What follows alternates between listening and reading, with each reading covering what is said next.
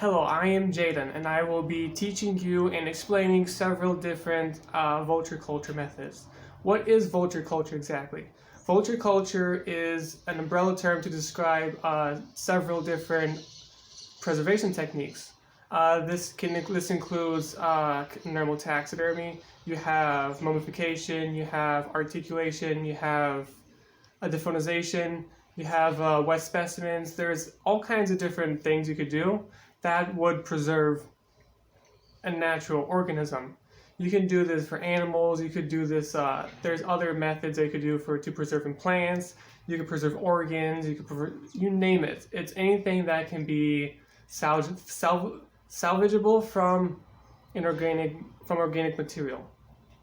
And I will be explaining different processes of mine and how they work and the science behind them. This channel is not going to be extremely high quality. I'm not going to put severe effort into editing or any of that. My surroundings are going to be just a casual garage mine, but I will be explaining in depth a lot of the processes that I do and go through. Some of the things that I will be explaining would be bone processing. In bone processing, there's several ways of doing so. You could go through maceration, you could go through burial, you could go through natural decomposition, you could go through dermestite beetles. They can clean up your stuff really well too. I've seen people use snails for cleaning. There's a lot of different things you could do. We'll be going through degreasing, we'll be going through bone whitening, and I'll be teaching how to do. I'll be doing a simple articulations, and I'll be explaining the process of that as well. We will be going through mummification, how to mummify, different variables when you're mummifying something, and what you need to take into consideration for your final product. I will be explaining how to skin certain animals, such as avians. I will be mounting some of them as well to explain the process of that. Dephonization, I do not have access to anything at the moment to go through the dephonization process, but we will be getting into that. I will be going through wet specimens, what you need to do to make a wet specimen, what you need to consider for making wet specimens, how to do so, and so on. There are a lot of processes that I will be discussing and several methods that we'll be going in depth with. This first video is going to be quick, simple, get out of the way of brief description and general understanding of what vulture culture is.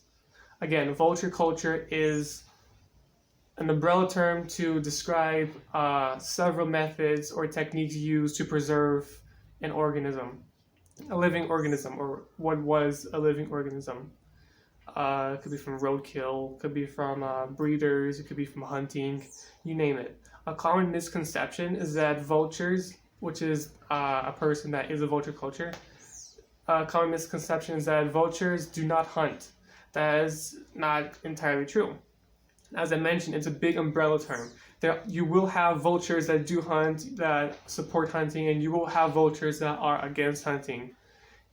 And that is completely dependent on your personal perspective, and what you prefer and what you understand. Your description of what is ethical and not ethical is completely up to you.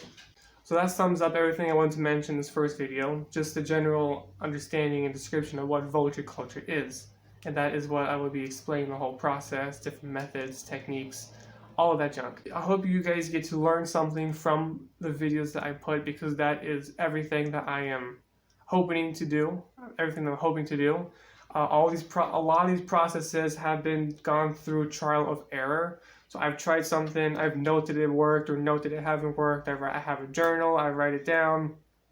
I have other friends that are into vulture culture that I trade ideas with. I learn what their trial of errors are. So a lot of this stuff are almost pitch perfect to perfection.